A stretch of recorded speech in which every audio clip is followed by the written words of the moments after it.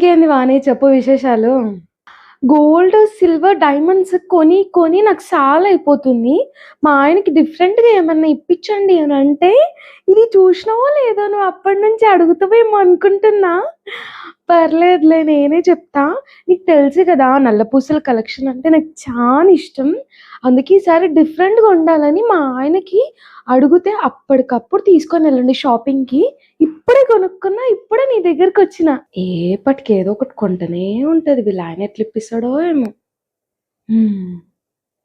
ఈసారి నల్ల పూసలు ఎక్కడి నుంచి తెప్పించినవు? నల్ల పూసల దండ సిల్వరా? గోల్డా? డైమండా?